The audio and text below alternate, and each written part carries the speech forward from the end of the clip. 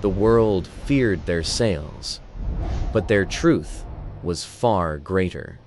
For centuries, tales called them savages, monsters of the north, bringers of fire and blood. But the truth? It is a story of explorers, dreamers, and survivors glint far beyond the myths. Who were these people that the world came to fear and admire?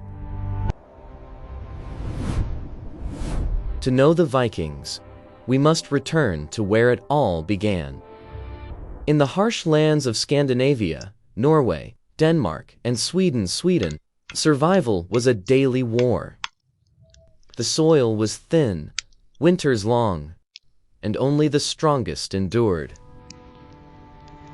But from this struggle rose a spirit fierce, proud, and unbreakable. They called themselves the Norse, the Vikings, people of the North. Not one tribe, but many, bound by sea, language, and the gods they worship. They didn't see the sea as a barrier, but as a road to destiny. Their ships, long, sleek, and built for speed, could sail across oceans or rivers alike. With these, they would reach lands no one thought possible. Their legend began in the year 793 at a place called Lindisfarne. On that day, the world saw the fury of the North unleashed. News of the raids spread like wildfire, and the Viking Age had begun. To the Christians, they were G-men. To themselves, they were seekers of glory. Their goal wasn't only gold, but fame, honor, and Valhalla itself. They believed a glorious death in battle was the highest reward. And so they fought, not to survive, but to be remembered. But the truth is, they were far more than warriors. They were farmers, traders, poets, and builders of a vast northern world. Their ships carried not just weapons, but goods, art, and stories. And through trade, they connected worlds, from Baghdad to Byzantium. The Viking name spread far beyond war code.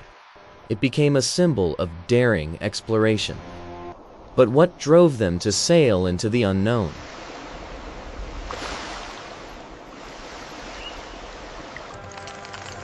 Some say hunger for wealth.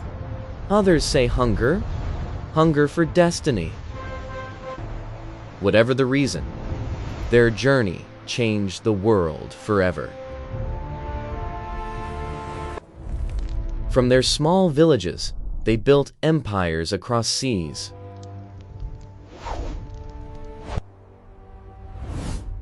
And their blood would shape kingdoms that still exist today. From the coasts of England to the rivers of France, the Northmen came like thunder from the sea. Villages burned, kings trembled. The world had never seen warriors like these. But even in chaos, they followed laws, the code of the North, where honor ruled all. Their leaders, called fjords, ruled through strength and wisdom. Among them rose legends: Ragnar Lothbrok, Bjorn Ironside, Either the Boneless. Their names spread across Europe, whispered in fear, shouted in glory. But their strength didn't come from rage. It came from beneath. They worshipped Odin, god of wisdom, war, and death. Thor, god of thunder, protector of mankind. And Freya, goddess of love and war, the one who chose half the fallen. To them, death was not an end but a V, but a passage to Valhalla.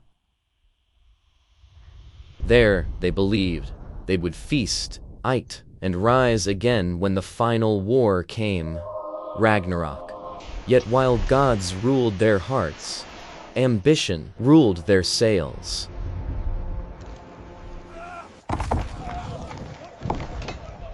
They didn't just raid and laded, but do own. They built cities. In Ireland, they founded Dublin. In England, the close is York. Their influence shaped the very heart of Europe's future. But for all their power, the Vikings were also seekers of peace. They struck alliances, married into royal bloodlines, and reshaped kingdoms. Yet, behind every alliance was ambition. They didn't conquer for destruction. They conquered for legacy. And their legacy expanded, across Britain, Europe, and even the East. The Rus Vikings, ancestors of modern Russia, built cities like Kiev and Novgorod. Their ships carried the Norse spirit deep into the East. And their warriors became bodyguards of emperors, the Varangian Guard. They stood at the heart of empires Prasser, once feared, now revered. Yet while some found glory abroad, others turned west, to the edge of the world. They discovered Iceland, then Greenland, and beyond it, the unknown. Led by Leif Erikson, they reached a new world, 500 years before Columbus.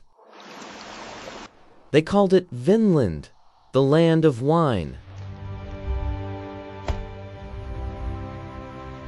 It was the final frontier of Viking courage, and the beginning of their legend's end.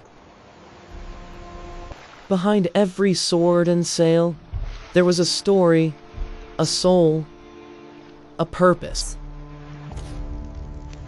The Vikings were not beasts. They were believers.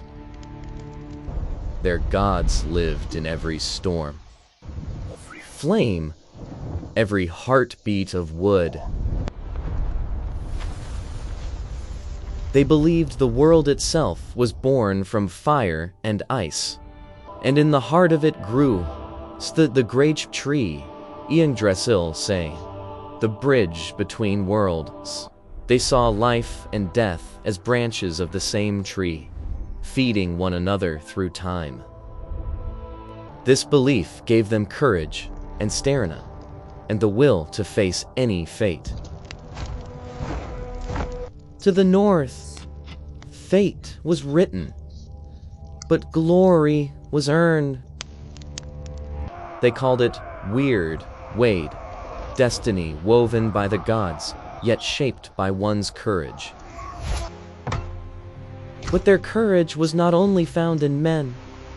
Women stood beside them as equals. They were farmers, healers, queens, and warriors, the lifeblood of the North. To be a Viking woman was to carry both sword and spirit. And in their stories' frontiers, gods and humans walked side by side. The sagas spoke of giants, dragons, and worlds beyond the stars. These myths weren't just tales. They were lessons of courage, loyalty, and destiny. To be Viking was to believe your life could echo forever. Their art, music, and poetry carried their voices across generations. Runes coming, the written magic of their world Hulk, weren't just letters, but living power.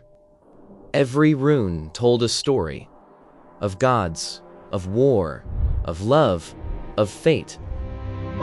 But when the Christian world saw them a brand, they saw only heathens. Their beliefs were branded as darkness, their names as curses. And so began the rewriting of their story Titania by those who feared them most. But the truth was buried deep, not destroyed. Their descendants preserve the old song. Ragas and stones, their voices still rise. The myths may have faded, but the truth endures. They weren't just destroyers, they were creators of a world reborn from ice and fire. And in their rise and fall, we see the reflection of all humanity. Strength, faith, curiosity, fear, it all lived within them. They weren't gods or monsters. They were us. Every empire, no matter how fierce, 'neath it, it's dusk. And for the Vikings 'neath, the end began not with defeat, but with change. Trade replaced raids, kingdoms replaced clans.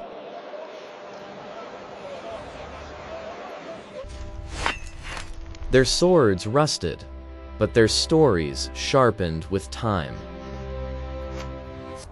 By the 11th century, the Viking Age was over. But they didn't vanish, they evolved.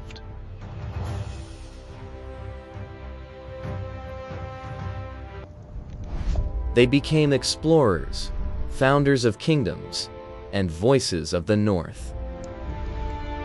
Their blood built cities like Dublin, York, and Kiev. Even in far lands, their legacy whispered through generations. The Viking spirit never died. It adapted, survived, and transformed the world. They taught us that strength isn't just about conquest, but courage. That discovery is born from the hunger to know what lies beyond the horizon. That honor is what you leave behind rely, not what you take. They showed us that legends aren't born from power, but purpose. Today, their symbols still mark our skin, our art, our will to explore. We chase storms the same way they chase horizons. We face fears they once named gods. And still, we tell their stories.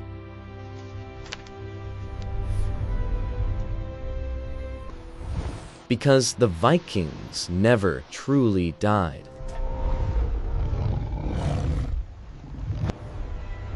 They live within every dreamer who dares to fight fate, within every heart that refuses to surrender, and within every soul that believes legends never end. They were not just raiders. They were dreamers of destiny, builders of myths that still live in our blood. They left behind no empire. Your guess, only an idea that courage and freedom are worth every storm. And that the spirit of the North Bar never kneels.